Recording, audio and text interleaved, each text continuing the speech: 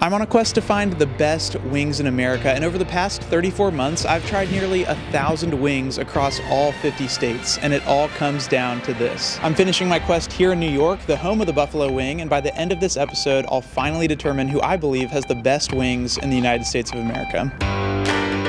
Thanks to ZocDoc for sponsoring this episode. I'm going to catch you up to speed on everywhere I've been up to this point, so that way you know what the current rankings are from the rest of the country, and what New York has to beat if it's going to come out on top. This whole thing started more than 2.5 years ago, all because I drove past a billboard that said Best Wings USA, and so I went to investigate. Those wings were at a regional chain called Quaker Steak and Lube, and they unfortunately were not the best wings in the country, otherwise this would have been a very short quest. But they did give me a good baseline for how I'd evaluate wings going forward. So after that first stop, I decided to tackle these wings region by region, and I began the quest in earnest with a trip to New England in July of 2023. And my goal from the start was to find the restaurant in each state that was generally considered to have the best wings. In Maine, I went to a place called Willie's Ale Room in Acton. In New Hampshire, I went to Stark House Tavern in Ware. In Vermont, I went to the Valley View Saloon in West Dover. In Massachusetts, I went to a place called Wendell's Pub in Norton. In Rhode Island, I went to Great Northern Barbecue in Providence. And in Connecticut, I went to a place called J. Timothy's Tavern, also known as J. Timothy's, in Plainville. Now, I'll be the first to admit that my selections for this region were not my finest work. And before you write me off, here's why I think that is. So the criteria I use for picking restaurants include audience suggestions, reader polls, listicles, and articles published online, and then Google reviews. And whenever possible, I avoided restaurants that have grown into massive chains. I always tried to do as much research as I could, but the only problem was that at that time, not that many people were watching my videos. So that first category, audience suggestions, wasn't as strong as it became later in the series. All that being said, I'm always open to checking out additional places, so if you have restaurants that I don't get to in this episode, definitely let me know in the comments. Those could be places like Bird's Nest in Illinois or Chicken Heads in Arkansas, and I'm going to call those redemption restaurants, and hopefully I'll be able to swing by at some point in the future. Okay, so the winner for the New England region was J. Timothy's Tavern with a score of 45.5 out of 50, and I rate wings on a scale of 1 to 10 across 5 different categories for a total score out of 50. Those categories are appearance and first impression. This is a rating for the non-taste qualities of a wing, like how they look, how they smell, how they're presented, are they swimming in a pool of sauce. The next category is meatiness/size, and this has been the subject of considerable debate, partially because I think people are misinformed about the use of steroids and hormones in chicken, which has actually been banned in the United States since the 1950s. But I think we can all agree that a wing that barely has any meat on it at all is less than desirable. Another category is texture and tenderness, and for me, an ideal wing strikes a balance between a solid crunch on the outside and a tender, juicy interior. And that all comes down to the cooking, including the heat at which it was cooked and for how long. Next is sauce flavor. Obviously, the sauce has the power to either make or break a wing, and this would also include any dry rubs I might encounter. And the final category is overall experience, not of the restaurant or the service, but of the wing itself. This is essentially how enjoyable I considered the wing to be. There's also a little bit of room here for me to course correct, so like, did the size of the wings disproportionately affect their total score? And if so, you might see that reflected in this category. J. Timothy's was a strong contender in all 5 of those categories, and they're probably most known for cooking their wings dirt style, which means fried, sauced, and then fried and sauced again, which caramelizes the sauce a little bit and makes them slightly crispier. You can think of my scale like a grading scale, where a C is average and not a 5 out of 10. So 45.5 at J. Timothy's would be like a 91 on a grading scale, which is an A-. That's pretty good, but still room for improvement. And since the wings that I'm trying are among the best in the country, the scores are going to skew a little bit on the higher side by default. Also, just as a fun little side quest, I made it a point to try the hottest wings on the menu in at least one restaurant in each region. So in New England, those were the Boo Boo wings from Stark House Tavern. I've kept a running list of which hot wings I think were the most painful, and I can share those at the end if you're a glutton for punishment. If anyone is curious, this first trip was also when I filmed the video where I navigated across New York City with no phone, and the video where I spent the day on Nantucket with $0. Back then, I would sleep in my car in Cracker Barrel parking lots to save money because I wasn't really making enough money on YouTube to justify the cost of a hotel. Alright, after New England, I moved on to the Mid-Atlantic region in the fall of 2023. In New Jersey, I went to the Piccalilli Inn, which was in Chemung. In Pennsylvania, I went to a place called Otis 12, all the way over in Erie. In Delaware, I went to Express Wings and Pizzeria in Newcastle. In Maryland, I went to iBar in Baltimore. In Virginia, I went to the Dirty Buffalo in Norfolk. And in West Virginia, I went to Drover's Inn in Wellsburg. I also made a stop in Washington, D.C., where I went to Kochik's and tried my first Korean-style wings in this quest. I want to make it clear from the beginning that this quest isn't just limited to buffalo-style wings. And as you'll see, I ended up trying classic buffalo wings, smoked wings, Korean-style wings, Chinese-style wings, and a handful of other specialty-style styles as well. To keep things somewhat consistent across all those styles, at each restaurant I tried to order a classic buffalo wing if they had one, and then a second style that came highly recommended or that the restaurant is most known for. I feel like these restaurant selections were significantly better than the ones in the New England region, but once again, still not quite as large of a pool of recommendations as I started getting later on in the quest, and that's probably most notable for Delaware. This restaurant very well could have been having an off day, but these were sadly some of the worst wings I had on this whole quest, and so I'm definitely open to giving Delaware another chance if you guys can point me in the right direction. Weirdly enough, I haven't gotten that many more suggestions for Delaware, so it's possible that it could just be like a wings desert. You may have noticed, as did some angry people in my comments section, that I skipped over the state of New York, and that's because the plan has always been for it to be the finish line for this quest. You can think about it like making a clockwise loop around the country. As I made that loop, it was fun to get to try stuff that was unique to specific regions, like for example, iBar in Baltimore served honey Old Bay wings, which I felt compelled to try because when in Rome. The winner for the Mid-Atlantic region was the Dirty Buffalo, which came out with a total score of 44.5, so slightly below Timothy's. They had a really good Cajun buffalo sauce, and there wasn't anything crazy unique about the wings themselves, but they were just really solid. I got the hottest wings at Otis 12, which were called Scorpion Blood, and these were pretty similar in heat to the ones I had in New Hampshire. Alright, next up, I headed to a region that I'm calling the Southeast Atlantic region, and during that stretch of time, I filmed a bunch of videos that maybe weren't the best for me, like eating 10 fast food kids meals, the Fast Food Gauntlet 2, but since then, I'd say that I've gotten a lot better at prioritizing my health, and that includes not only eating right and staying active, but also making sure that I'm not skipping checkups or putting off seeing a doctor when something feels off. And that's why I'm thankful to partner with ZocDoc, who's the sponsor of this episode. ZocDoc is a free website where you can search and compare high-quality, in-network doctors, choose the right one for your needs, and click to instantly book an appointment. And ZocDoc isn't just for one type of care. They have more than 100,000 providers across nearly every specialty, from primary care to dental health, eye care to urgent care to mental health, and more. It's the one-stop shop for all your healthcare needs, plus it's completely free to use. You can filter for doctors who take your insurance, who are located nearby, who are a good fit for any medical need you might have, and who are highly rated by verified patients. You can also see their actual appointment openings, choose a time that works for you, and click to instantly book a visit. Plus, ZocDoc appointments happen fast, typically within just 24 to 72 hours of booking. I actually just did a quick search for primary care doctors who are in network with my insurance, and I was able to find one with in-person availability later today. That's such a breath of fresh air after calling a primary care physician a few years back and being told that they had a 6-month waiting list. And maybe the best part is that you don't even have to talk to anyone, just book with a few clicks. So stop putting off those doctor's appointments and go to ZocDoc.com/SamReid or click the link in the description to find and instantly book a top-rated doctor today. That's ZocDoc.com/SamReid, spelled R-E-I-D. And thanks again to ZocDoc for sponsoring this episode.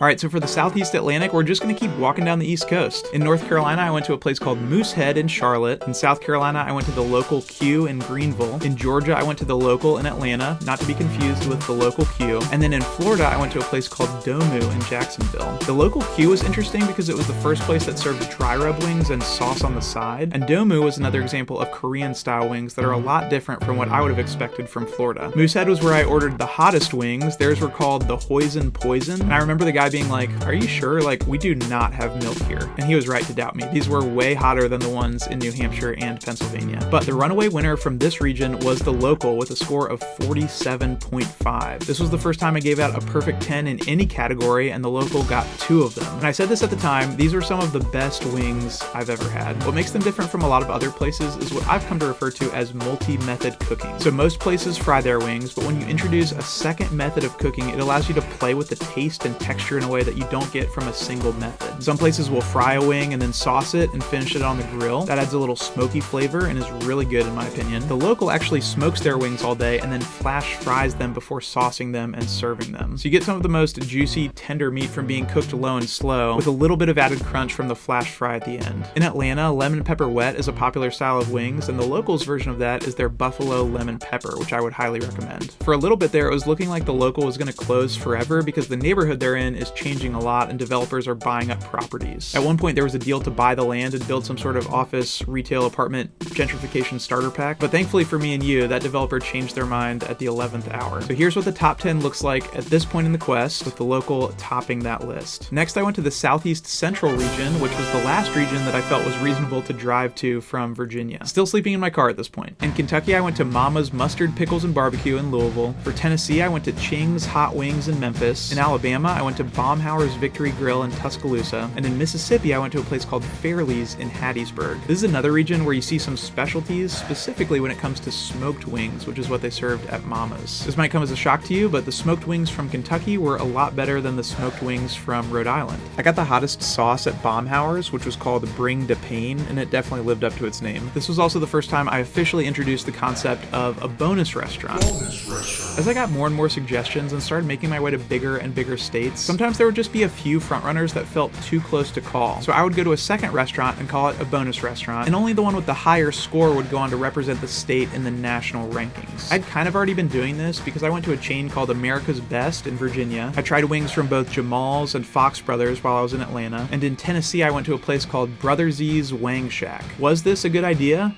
I would say yes, in the sense that I feel like I got a better representation from those states, but probably no in the sense that now everyone thinks that their state deserves a bonus restaurant. I think in retrospect, Florida probably did deserve one since it's the third most populous state in the country. And look, do I wish that I could try 10 restaurants in every single state? Part of me says yes. Another part of me, specifically the tummy part, says no. But for better or for worse, the bonus restaurant went on to become a staple of this quest, which was really fun for some people, and I think more than a little bit annoying for others. If you're in that first group, I actually just dropped some bonus restaurant t-shirts along with a few other designs that I'm calling the Inside Joke Collection, and that includes shirts that say When in Rome and Mordred Fan Club. I also restocked a bunch of the other out-of-stock items in the store, so if you want to check out any of those and represent the Studio Revue, the link is in the description. Alright, the winner of the Southeast Central region was Ching's with a score of 45.25. I'm gonna be honest, these wings didn't look all that appealing to me at first, but I was pleasantly surprised by the texture, which was crunchy yet tender. And the sauce flavor, specifically the honey gold, was also amazing. Just as a side note, this place was like Bruno Mars themed because apparently he went there once, which is so funny to me. That's also where I got the hottest wings on the menu. Ching's broke into the top 10 in a big way, coming in just behind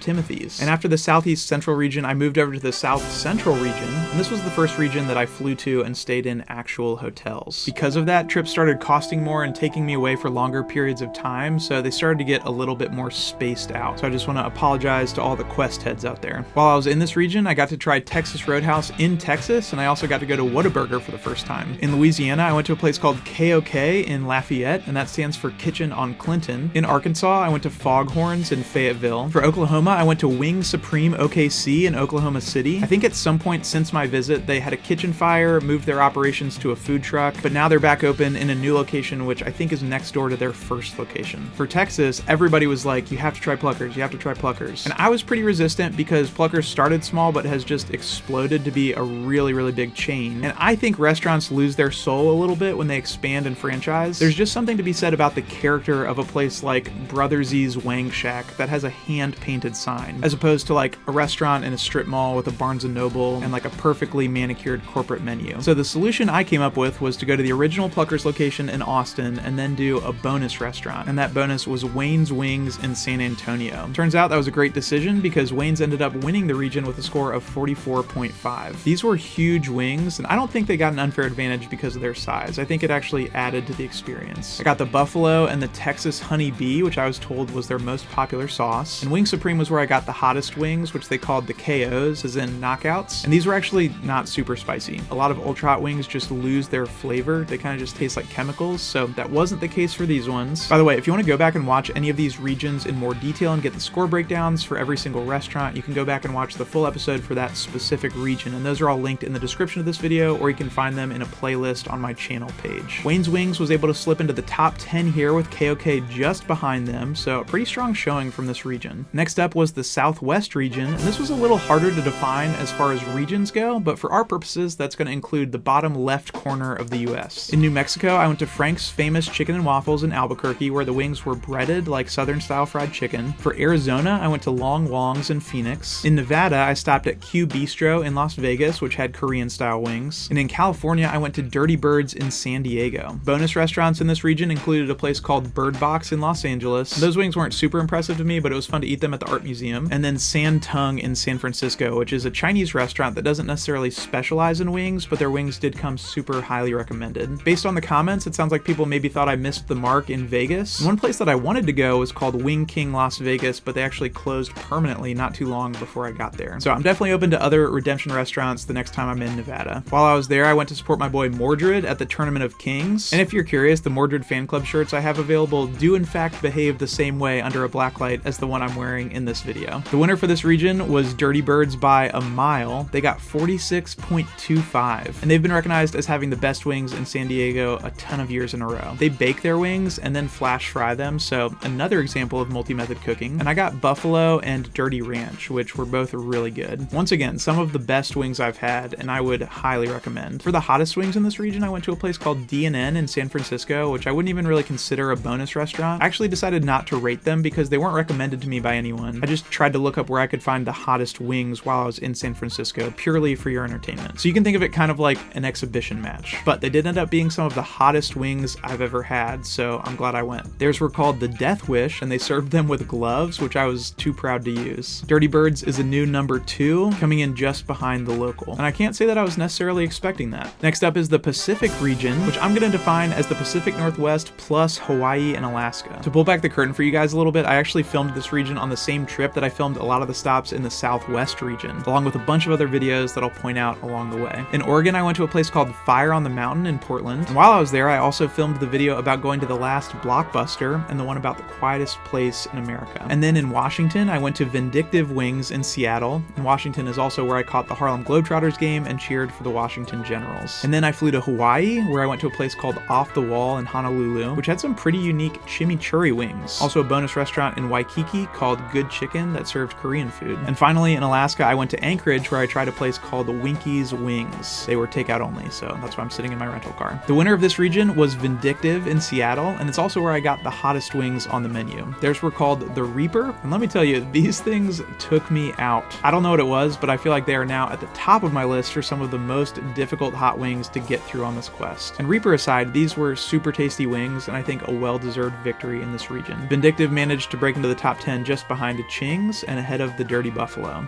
After the Pacific region, I stopped traveling for a little bit, much to the dismay of the comment section, because I had a human child.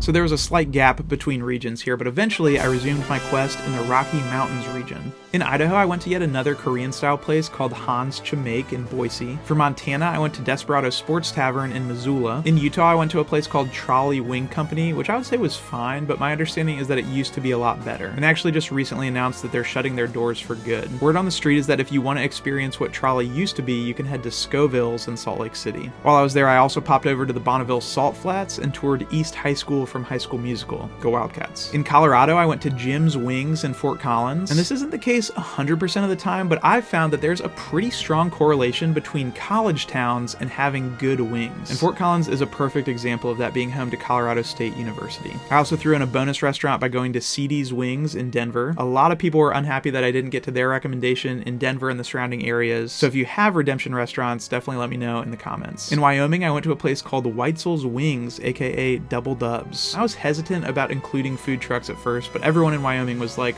this is the place for wings. And they were 100% right. I wasn't able to go to their main location in Laramie because they had driven the food truck all the way to Buffalo for a Bills game, so I went to their other location in Rock Springs. But Guy Fieri has been here and loves them. Josh Allen is a fan of theirs and has a signature flavor there called Spicy Blue, and that was phenomenal. They ended up winning the region with an impressive 47.25. Their menu isn't super straightforward, but basically they have a bunch of other flavors that you can mix, like a dry rub with a sauce. So for example, I had one that was a mix of barbecue sauce and a coffee flavored dry rub, which sounds a little bizarre, but was actually pretty good. This is also where I got the spiciest wings for this region, which were spicier than Wing Supreme, but not very spicy compared to a place like Vindictive. They still had pretty good flavor, which again, I can't say for many of the super hot wings that I've tried. Double Dubs broke into the leaderboard in a big way, becoming the new number 2 on the list, bumping Dirty Birds down to number 3. Double Dubs, by the way, is now the 4-time reigning festival favorite at the National Buffalo Wing Festival. You probably guessed this, but I ended up flying from Missoula, Montana to San Juan, Puerto Rico, where I went to the last Kentaco hut on planet Earth. Just felt like it was on my way, you know? Next up is the Midwest/Great Plains region, and this was a huge region, actually all states that I had never been to before. As you'll see, there was a considerable amount of debate about where to find the best wings in each state, and to be honest, I think that's totally understandable, partially because the cities in these states are so far from one another, and the areas in between aren't super densely populated isolated, so you can get a favorite on one side of the state and a favorite in a totally different part of the state. And I could also see where maybe there wouldn't be consensus in a region that like isn't necessarily famous for its wings. In North Dakota, I went to Parrots Cay in Grand Forks. In South Dakota, I went to Circus Bar and Grill in Aberdeen. Katniss, Aberdeen. That's not right, but I'm close. In Minnesota, I went to Runyon's in Minneapolis, with a bonus stop at D-Spot in Oakdale. In Nebraska, I went to Everett's in Omaha, and a bonus restaurant called Oscar's, also in Omaha. In Iowa, I went to a place called Jerry's in Caitlin Clark's native Des Moines. And while I was in Iowa, I was also able to grab some Taco Bell with Taco Bell Blake himself, who runs the Living Moss community on Instagram and Reddit. And then in Kansas, I went to a place called Q39 in Overland Park, which is known for its brisket, but also has some pretty good smoked wings. And finally, for Missouri, I went to the Peanut on Main in Kansas City, not to be confused with other peanut locations. And I think this is probably the most suggested restaurant for the entire quest, maybe excluding some of the Buffalo places. In this region, I found that stuff was much more likely to be served with ranch, and I'll admit, when I first started this quest, I was a little ambivalent about ranch versus blue cheese, which I know is super offensive to buffalo wing purists who would tell you that it's sacrilegious to eat wings with anything other than blue cheese. Here's what I'll say. I think that it's definitely regional, like the Midwest stereotype of ranch going on everything was definitely true, as demonstrated by this bottle of ranch I was given at Jerry's. And I think smoked wings from a barbecue place are more likely to be served with ranch than they are with blue cheese. But for me personally, I would say that over the course of this quest, I've really come to love and appreciate a good house-made blue cheese dressing. Like if a place offers Ken's blue cheese dressing straight out of a bottle, I'd say count me out. Like I'll probably just eat the wings without dipping them in dressing. And house-made doesn't automatically equal good, but there's just something about the way that a good house-made blue complements the buffalo sauce and almost brings out its flavor. All that being said, the ranch and blue cheese don't factor into my rating system, but when I get to New York, I'll try to at least point out when someone had a really good house-made blue cheese dressing. The winner of this region was Everett's with 44.75, and they're yet another example of multi-method cooking. For their wings, they brine them, and then you can get them a variety of ways: naked, fried and tossed, or fried and grilled. I'd recommend that last one. I got medium hot in a flavor called Saucy Rossi, and I really liked the way that the grilling added to the flavor. For the hottest wings in this region, I tried going to a bonus restaurant in Kansas called Jefferson's and getting their turbocharged wings, which were fine, but not super hot. I wasn't expecting this, but Everett's did manage to crack the top 10, tying Vindictive Wings in Seattle. And don't worry, we will break those ties eventually. Okay, moving on to the final region before New York, which is the Midwest/Great Lakes region. A bunch of people have expressed their displeasure over the fact that I put Minnesota in the Midwest/Great Plains region instead of the Midwest/Great Lakes region. And with all due respect to the good people of Minnesota, I would like to say that I feel no remorse over this decision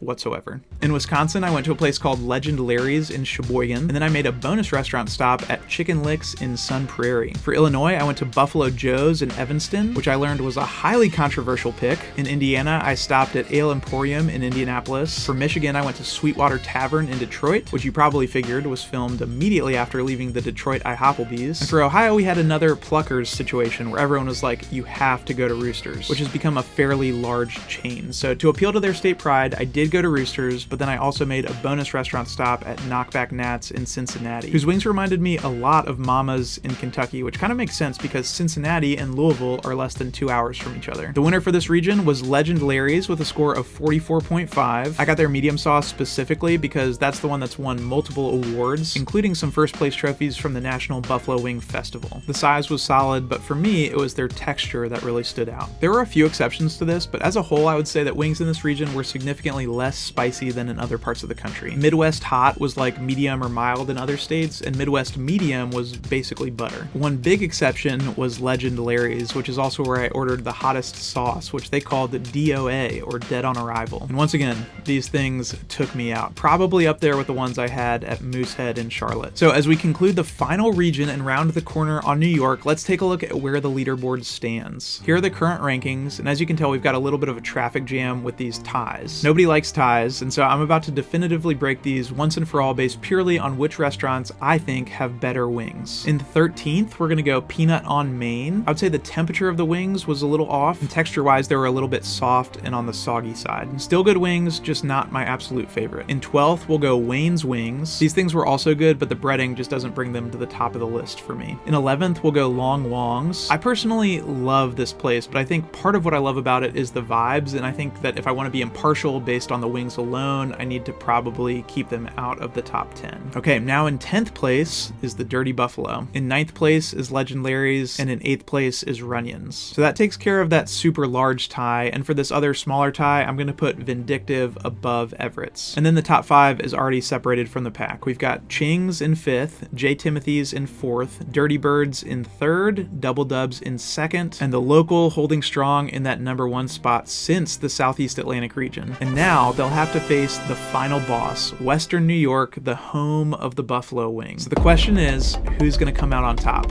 A legacy contender or the underdog from Atlanta? And you might be thinking, how can you pick just one place from Buffalo? And I'm proud to say that I didn't just pick one place. I actually did a ton of research and picked over a dozen places in Buffalo just to make sure that I was really getting the full experience. You could say that for this region, we're gonna have unlimited bonus restaurants. So before we dive in, here's how I'm gonna handle the scoring. Each of these restaurants will get scored just like the other restaurants I've visited, and like the bonus restaurants in other states, only one will go on to represent New York in the national rankings. So what I'm gonna do is show you how these New York places rank in relation to one another. And at the very end, once we determine a winner from New York, I'll reveal whether it scored high enough to dethrone the local and claim the number 1 spot on this list. So if you've stuck with me this far, not only in this video, but some of you for the last several years waiting for this moment, it's finally time to head to Buffalo.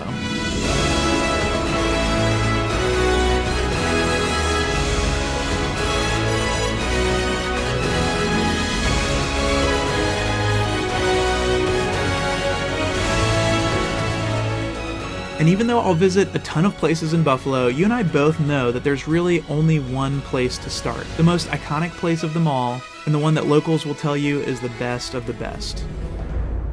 But seriously, people have been asking me to do a chain restaurant for a while now, so they know how these other wings places stack up in comparison, so I legitimately am gonna review Buffalo Wild Wings. You probably won't be surprised to find out that it was not super crowded. I imagine going here would be like living in Italy and going to Pizza Hut. I ordered 6 hot wings, and I'll spare you the details, but these were like super average. Don't get me wrong, not bad, just can't compete with some of these local places that I've been going to. This will be the only restaurant in this region where I'll show you the score ahead of time, just so you can see exactly where they fall in relation to some of the other restaurants. So here it is, and for context, about 85% of the restaurants I've visited have scored higher than this B-dubs. Unfortunately, that does mean that about 15% of the restaurants were in fact worse. And for New York, they're going to serve as the starting point for a growing regional rankings. If you've watched this series or are just a fan of buffalo wings, you may have heard of the National Buffalo Wing Festival that's held in Buffalo every year. I've already mentioned it a couple times in this episode. All this time I've been holding that up as a gold standard, like, oh man, this restaurant has won all these awards at the festival, they've taken home all these trophies, and I was actually shocked and appalled to find out that this year, Buffalo Wild Wings won 2 golds and a bronze in the blind taste test competition. So I'm like,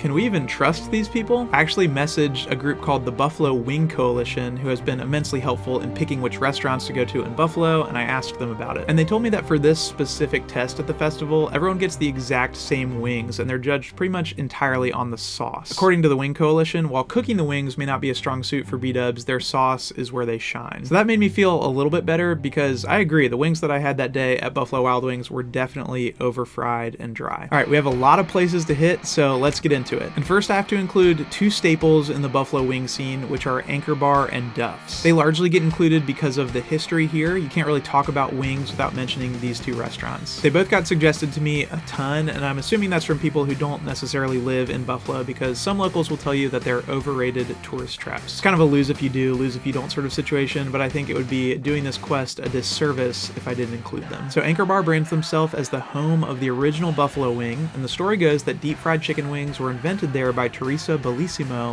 in 1964. And the wings became so popular that the style spread throughout the city and quickly became the region's most iconic food. Anchor Bar specifically has a bunch of locations now, including some super touristy areas like the Buffalo Airport and Niagara Falls, and some as far away as Tucson, Arizona. But even if one of the restaurants on this list does have multiple locations, I'll be trying to go to the original location wherever possible. So at the original Anchor Bar, I got a single order of their medium original wings, and they were pretty solid, a little bit tendony, not the largest wings I've encountered, but not tiny either. My main complaint was that the sauce was honestly a little weak. The wings weren't super well coated, and maybe that's part of it, right? Like maybe the more of a buffalo wing purist you are, the less sauce a wing needs to have to cover up its other sins. But for me, I definitely needed to dip these in the pool on the plate or in the blue cheese or something, because otherwise they were just a little bit dry. That being said, they do land themselves at the top of the list so far, above B-dubs. And before anybody freaks out, please keep in mind that we still have a lot of restaurants to go, so it is unlikely that these will stay in the #1 spot for long. Speaking of more restaurants, my next stop was Duff's, whose full Christian name is Duff's Famous Wings. I was a little bit surprised to find that the original location was just on the corner of what felt like kind of a random intersection, and much like Anchor Bar, Duff's has spread to faraway lands such as Tampa. According to their menu, they've been serving wings since 1969, just 5 years after Anchor Bar started serving them, and a little bit of a rivalry emerged that to me feels a lot like the Pat's versus Geno's debate when it comes to Philly cheesesteaks. Like, people have their preferences, but if you live in town, you're probably not going to either of these super often. After about a 20-minute wait, I was able to get seated and ordered 10 medium wings. They have this whole thing about how their medium is actually hot, so kind of the opposite of my experience in the Midwest. Also, just as a side note, the vast majority of places I went to on this trip, Duff's included, served Pepsi instead of Coke. It's not exclusively Coke in Western New York, and you get the occasional RC Cola or some other off-brand soda, but definitely a strong preference for Pepsi, at least from the restaurant industry in this region.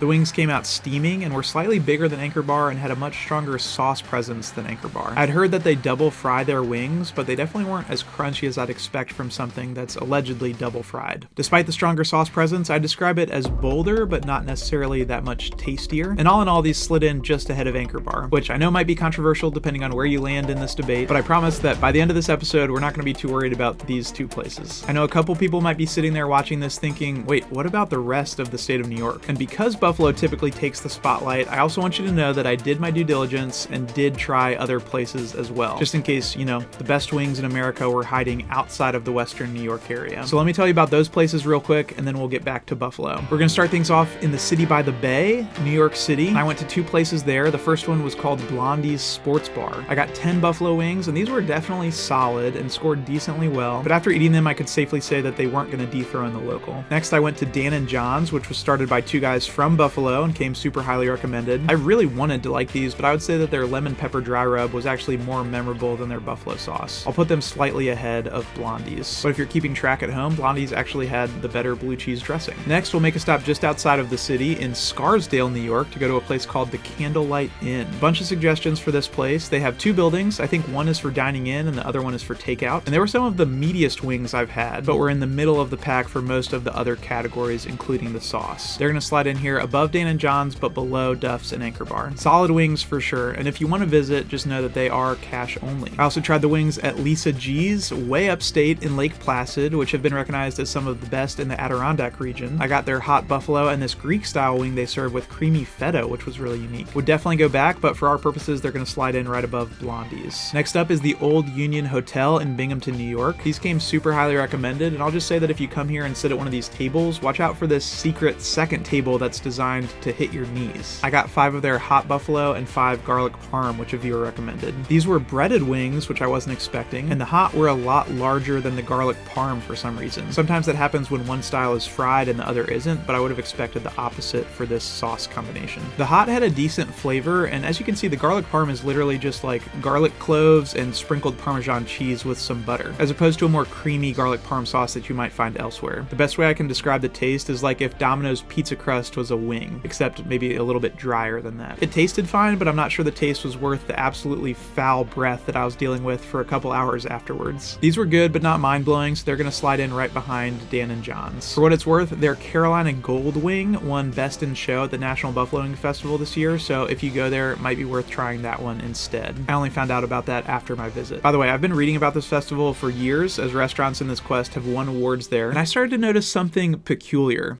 This same guy pops up again and again and again in pictures with all these restaurant owners. It felt like that scene in Zoolander where they realized that Katinka was present at all those suspicious deaths of male models. And after a little bit of digging, I discovered that this is Drew Cerza, aka the Wing King. He's the guy that started the National Buffalo Wing Festival. And he's probably done more for the public appearance of buffalo wings than anyone else in the country, and I feel like I wouldn't be doing a trip to New York justice without mentioning him. In interviews, he's refused to pick favorites and compares it to picking a favorite child. So with all due respect to the king, I just want you guys to know I'm here to pick favorites. We're gonna find the best of the best. Okay, so for my final stop outside of Buffalo, I made my way up to Rochester, where I went to a place called Windjammers. Windjammers also won a few trophies at the festival this year. And there was a surprisingly long wait for a seat here, one of the longest waits I've encountered on this quest, which I took as a good sign. If you look up their Google reviews, blueberry hot is the most mentioned flavor, so I went ahead and got 6 hot and 6 blueberry hot. Those blueberry ones had a super interesting appearance. They had like a vaguely blue glaze filling the crevices of the wing, almost like a twisted version of Japanese kintsugi pottery. The texture was good, and the buffalo was a good mix of oily and creamy, which I appreciate, but nothing particularly spicy or unique. The blueberry one was fun, but in terms of novelty wings, I'd say that I prefer the PB&J wings that I had at Parrots Cay in North Dakota. Overall, I'm gonna slot them between Candlelight and Dan and John's. Okay, let's head back to Buffalo, where I finally was able to venture outside of the bubble of places that are typically just totally overrun with tourists, and I went to Elmo's, which is just a stone's throw from the university at Buffalo. Apparently the Buffalo Sabres used to eat here after practice in the 90s, so they've got a ton of jerseys hanging on the wall, and Elmo's is one of those places that serves RC Cola instead of Coke or Pepsi. Just as a heads up, they are closed on Sundays, so this is not the place to get wings to eat while you watch Sunday football. For my order here, I got 5 of their classic hot, and then I was told that they're most well known for their double dipped wings, which means they're fried, sauced, grilled, and then sauced in a second flavor, which just right off the bat sounds amazing. My waitress told me that the flavor combo people seem to like the most is Cajun and honey mustard, so that's what I went with for my second order of 5. And these things looked phenomenal. Decent size, and then just some of the best texture I've encountered in a while. They weren't necessarily super juicy, but they had a really great crunch, and it wasn't a fight to get them off the bone. I wasn't blown away by their hot buffalo, but the Cajun honey mustard was really, really good. Their blue cheese also wasn't my favorite, but again, that's not going to affect their score. Their total score makes them the new leader for the New York region. Next up is a place called Kelly's Corner, and I'd say that this has to be up there for one of the least touristy feeling spots in Buffalo for sure. If anything, I was like, man, I hope that the people who are just here hanging out aren't mad that I, a tourist, am taking up a table. I ordered 10 of their house-made hot wings, which are different from their mild and medium sauces. And when they came out, they looked significantly darker than a lot of the other wings I've tried so far. When I bit in, they were also some of the crunchiest wings I've had so far, but without the cost of dryness. I'd say slightly better than Elmo's in that department. The sauce did not taste super spicy, especially for their hot sauce, but I would say that it had a richer flavor than most of the other hot sauces I've had in New York up to this point. The blue cheese also wasn't anything to write home about. All things considered, this score is going to come in just ahead of Elmo's and grab that #1 spot once again. Super good wings. Next, I'm headed back up toward UB to a place called Wingnuts Bar and Grill. I'd say in contrast to Kelly's, this place is venturing a little bit back into tourist territory. And that's largely because Wingnuts kind of burst onto the scene recently after Barstool Big Cat called them the best wings in the world. I know this is going to be an unpopular opinion, but I'm not a fan of Barstool. Every once in a while, I'll get compared to Portnoy because he does pizza, I do wings, and I would just say that as I think about my family and any future children I have, and maybe even younger viewers of this channel, I wouldn't want a son to grow up to be like Dave Portnoy, and I wouldn't want a daughter to grow up to be around Dave Portnoy. And there are much better outlets out there that you can give your money and attention to. All that being said, I know that Josh Allen also really likes Wingnuts, and I do trust his judgment because he really loves Double Dubs in Wyoming. Wingnuts has 3 locations now, but the original is on the bottom floor of this mixed-use retail, office, residential building, and it's also on the UB meal plan, which is wild to me. I would have loved something like that when I was in college. I ordered 5 of their medium wings, which is what they recommend, and 5 of their signature sauce, which is sweet and tangy. I'd read that these are not like most other traditional buffalo wings, and when they came out, I saw what they meant by that. They were on the bigger end of the spectrum, and it looked to me like they were breaded. That might seem obvious, but I went back to the FAQ on their website to see how they describe it, and they call it a light coating. And I'll admit that coating did help give them kind of an added crunch, and the meat was really tender and juicy, maybe even a little bit on the fatty side. The sauce, I would say, was probably their weakest link. Like, the buffalo is fine, and the signature sauce was pretty sweet, but actually paired really well with the blue cheese, which, first of all,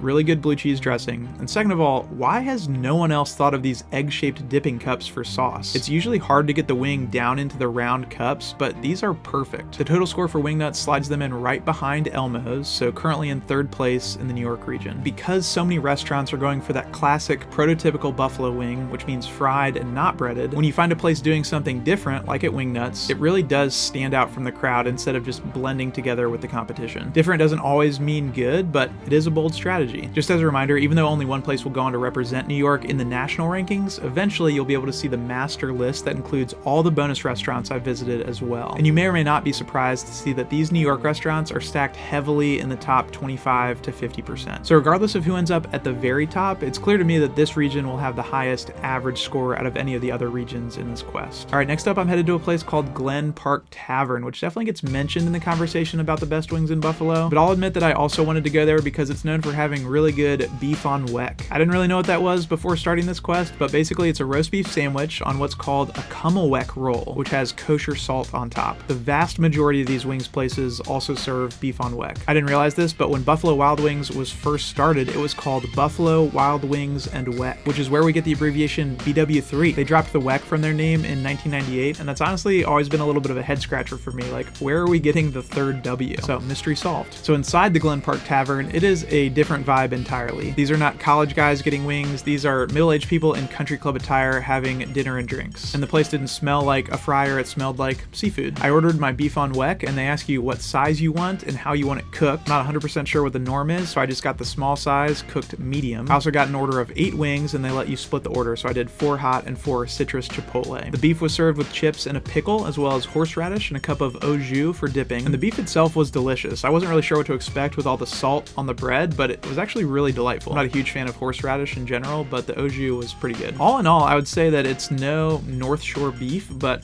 still pretty solid. Better than Arby's, am I right? The wings themselves left a little bit more to be desired. I very well could have caught them on a bad day, but the hot wings I got were noticeably smaller than the citrus chipotle wings, and there was a similar discrepancy in flavor. I thought the hot were a little on the weak side in terms of taste, but the citrus chipotle ones were actually pretty decent. Overall, not an incredibly memorable wing experience. So this score will actually slide in just behind Buffalo Wild Wings. For the next stop, I made my way to East Aurora, which is a tiny bit southeast of Buffalo, to visit a restaurant called Bar Bill Tavern. This place started serving wings in 1983, so not quite as long ago as Anchor Bar or Duff's, but I think it's slowly catching up to that level in terms of reverence. And as a result, it has become a little bit more of a tourist destination. They now have 3 locations, but unlike Anchor Bar and Duff's, all of the Bar Bill locations are in New York. Here at the original location, it's a classic looking bar with a lot of wood paneling and pressed tin ceiling tiles. I was warned about a long wait to be seated, but I was actually able to get there right after it opened and got a seat almost immediately. I ordered 5 hot wings and 5 Cajun honey butter barbecue, which came highly recommended. My waitress warned me that their hot was hotter than most, and I said that would be fine, and she told me that it would be about 30 minutes from when I ordered until I'd get my food. While I waited, I overheard the guys at the table next to me mention that they were here from Texas, and they ordered their wings with a side of ranch, which I'm not positive, but I do think you can get arrested for that in Buffalo. One thing that's interesting to me is that a lot of these places, Bar Bill included, are now in the 2nd or 3rd generation of ownership since they started serving wings. So the quality or style that people remember from 20 years ago may or may not necessarily be the same as what you're getting now, for better or for worse. I can't speak to how things were before since this is my first time visiting, but I'm trying to keep that in mind so I can rate these wings fairly and not just based on the hype surrounding them or their reputation historically. That being said, I do think it's safe to say that these wings have not been overhyped, at least not yet. They looked great, they had great size, they weren't quite as crispy as I'd like, but they were definitely a lot juicier and more tender than the wings at like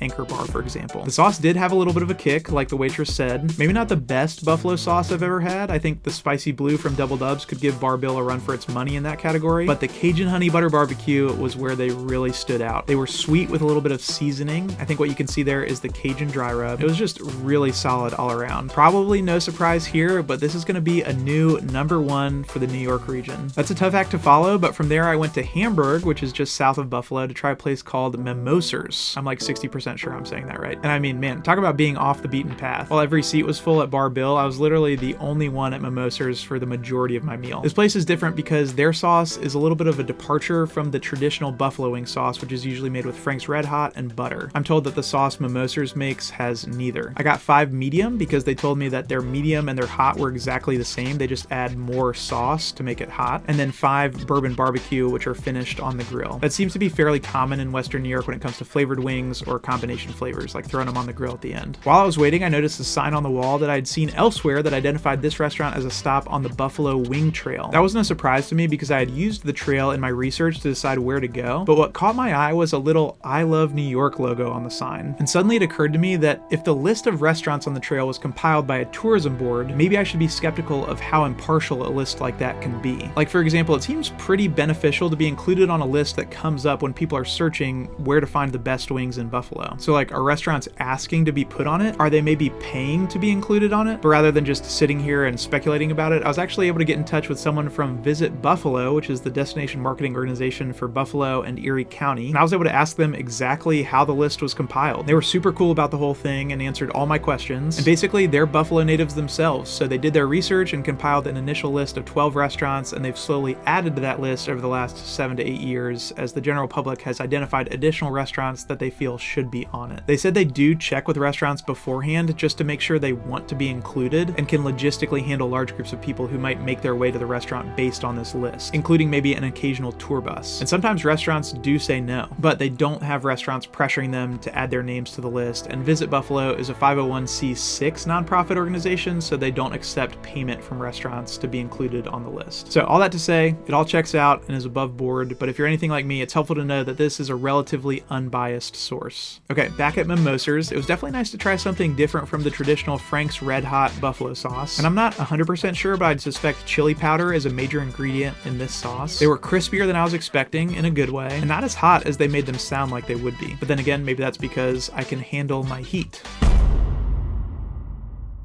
And the bourbon barbecue was sweet, but didn't necessarily shatter my entire universe. Anywhere else, I'd say that these wings would be a pretty strong contender, but in an absolutely stacked field, they're just gonna come in right below Candlelight Inn. For the next place, I made my way over to South Buffalo to find a small restaurant called 911 Tavern. In addition to the wing trail, I also relied heavily on a group called the Buffalo Wing Coalition, which I've mentioned a couple times, and that's a handful of guys who collectively evaluate wings and break restaurants up into different tiers. And for those guys, 911 is in the top tier and some of their favorite wings in all of Western New York. They have pretty limited hours, like they're only open from 4:30 to 9:30 p.m. Tuesday to Saturday, so I made sure I'd 100% be there during those times. But much to my surprise, I walked up to the restaurant to find a piece of paper taped to the window that just said, "Closed. See you next week." Absolutely devastating. I unfortunately couldn't wait around in Buffalo for an extra week just for them to reopen, but I want you guys to know that I am so committed to the integrity of this quest that I planned a second trip to Buffalo to come back another time when they would be open. So I will come back to this tavern, but for now I'm gonna speed run a handful of other restaurants that I went to that definitely deserve recognition. From there, I made my way over to Doc Sullivan's, which is actually super close, so that was convenient. They're most known for their Smitty style wings, which they say is a variation of Buffalo style with a few secret ingredients. So I got 5 hot Smitty wings and then 5 Murph style wings, which are similar to medium buffalo, but with garlic added in as well. Out of those two, I'd say that I preferred the Murph, which were similar to wings I've had with garlic parm mixed with buffalo. The Smitty had a very distinctive seasoned butter, and I thought that I was picking up on like a cinnamon or maybe nutmeg or something, but my waitress said it didn't have either of those, but a lot of people do think that when they taste it. These ended up coming in above Duff's, but just behind Wingnuts. Next, I went to Gabriel's Gate, which is a classic establishment that gets thrown into the mix with Anchor Bar, Duff's, and Bar Bill sometimes. Definitely a cool vibe in there. It's in this historic building, there's wood paneling, they have a bunch of taxidermy that they really want you to know they purchased from a science museum, and the menu was pretty expansive. I always find it interesting when I get to a place that has become well known for wings in Buffalo, and wings are not the centerpiece of their menu by any means. I got a single order of hot buffalo, and I'd say that these were fine. I'm not sure how this is possible, but it almost felt like the cooking was inconsistent even within a single wing. Like some parts would be way too well done, and other parts almost felt underdone. Like maybe they were like sticking out of the frying oil or something. I don't know. The sauce felt pretty average, and the blue cheese wasn't anything remarkable, so this might ruffle some feathers, but Gabriel's Gate is going to slide in just behind Dan and John's and ahead of Old Union Hotel. The next day, I went to Sunny Red's, which is a 5-minute drive from the Bills Stadium. This is a pizza and wings place. I got a single order of House Hot, but I've heard that their specialty sauces are good too. They've got great presentation and one of my favorite sauces so far. Just had a great blend of butter, seasoning, Parmesan, and oil. They were lacking a little bit in the texture department, but overall I was really impressed with these wings. They're gonna come in just below Elmo's with a really strong performance. Next, I made my way to a place called Adolph's First Ward, which is in a historically working class neighborhood that's now getting some lovely, historically accurate apartment buildings. This was a cool Irish pub, and I got a seat in the back with a straight up open pot of soup right behind me. They said they don't typically split orders, but they weren't super busy and were kind enough to say that they could do that for me, so I got 5 hot and 5 Cajun barbecue, which was recommended. Here they actually gave me the option between house-made blue cheese and Ken's blue cheese dressing, so I went with the former. And the menu says that the wings are always cooked crispy, and they definitely follow through on that promise. Overall, Adolph's is going to come in just north of Duff's, but behind Doc Sullivan's. Okay, just a couple more stops, and then we'll find out how New York stacks up against the rest of the country. My penultimate stop in Buffalo was at a pizza and wings place called La Nova, and at various points they've been named as the official pizza and wing partner of both the Bills and the Sabres. I accidentally broke my own rule and went to their second location rather than the original, so that's my bad. I didn't realize that until I got there and had already ordered. I got a single order of hot wings, and while I was sitting there waiting, I read that the guy who founded this restaurant in 1957 was nicknamed Lead Pipe Joe, and according to court documents, was alleged to be associated with Italian organized crime in the Buffalo area. Unrelated, but they also started a wing production business where they supply frozen wings to other restaurants around the country, and apparently they make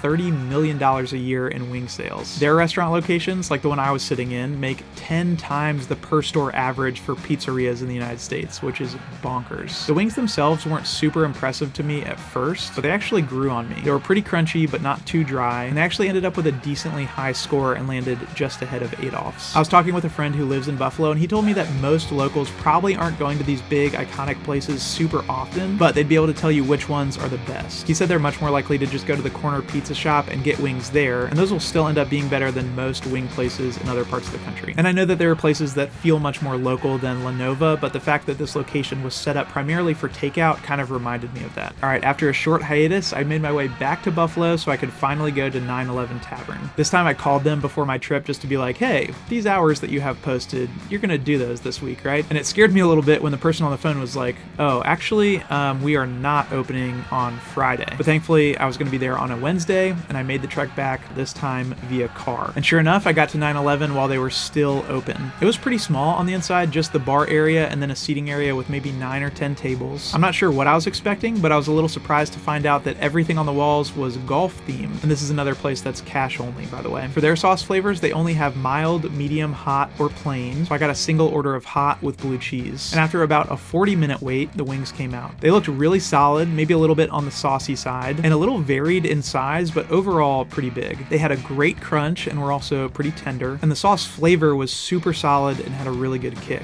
It felt really validating that I made the trip back because these were really good wings, but unfortunately their total score puts them just behind Bar Bill, bringing them to a second place finish for the region. That means that out of the 21 restaurants I visited in the state of New York, with 14 of those in Buffalo alone, Bar Bill is going to take the top spot and go on to represent New York in the national rankings. Looking at the list for this region, I will say that it's really difficult to judge between quality at some of these places, and I think that's partially because the bar is just so high in Buffalo. And honestly, any of these places in the top 7 or 8, I would consider elite. Anything kind of above here is what I would recommend if you go to Buffalo. But the real question, maybe the question we've all been waiting for, is how the wings from Bar Bill will stack up against the wings from the local. To prepare for this moment, I had a plaque made to give to the winning restaurant that will tell the world that this is where you can find the best wings in the United States of America. And I just want to say, you guys, this has been such an incredible journey. I know it might seem kind of silly, but reviewing these wings has allowed me to visit all 50 states, see parts of the country I don't think I would have ever seen otherwise, and interact with people I probably wouldn't have gotten to interact with if it hadn't been for this quest. So I just want to say thank you for watching. Thank you for making this possible. It has been a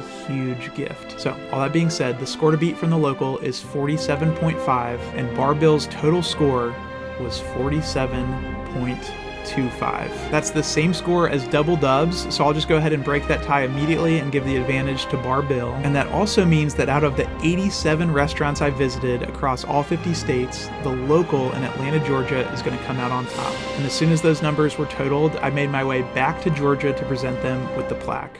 I know it might seem blasphemous to give this title to anyone other than a place in Buffalo, but as I mentioned at the beginning, I am and always have been searching for the best wings, whether those are smoked wings, Korean-style wings, buffalo wings. And I think it's important to say, if you want the best buffalo-style wings, hands down, you've got to go to Buffalo. A bunch of these restaurants would have been the regional winners in any other region. Plus, a big reason that you get places like the local making incredible wings is because they've been able to take the baton from restaurants in Buffalo who have come before them and run with it.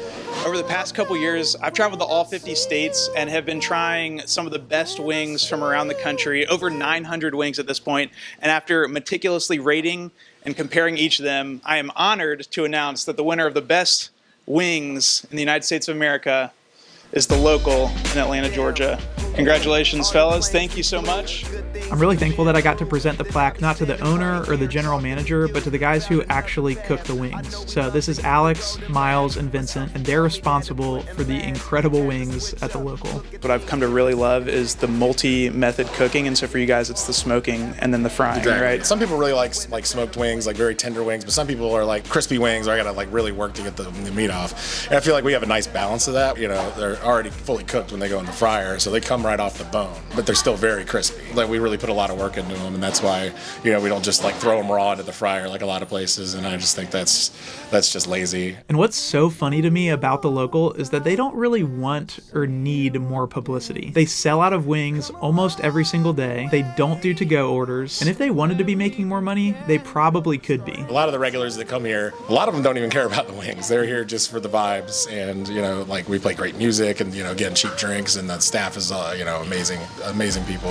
We all have a lot of fun working here. They told me that a major magazine was coming to do a piece on them, and they were just kind of like, okay. And I couldn't help but feel a little bit silly handing them this plaque that they definitely deserve, but probably don't need. They're just not the type of restaurant that has gone and entered the National Buffalo Wing Festival, because they never set out to be like a touristy wings destination. They're just a good bar that serves good wings. We don't shy away from the fact that we're a dive bar and we're independently owned, and we love it that way.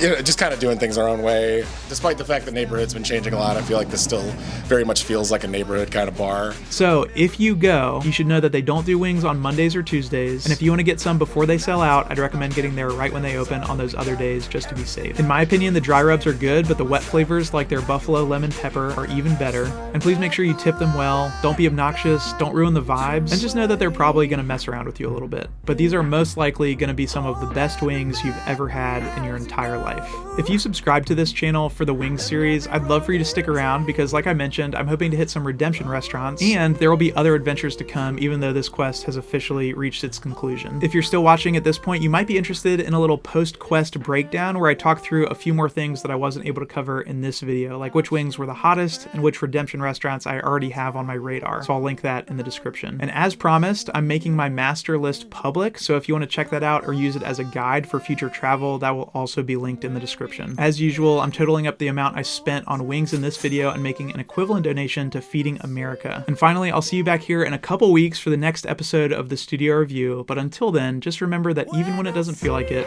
it's gonna be okay. I'll see you soon.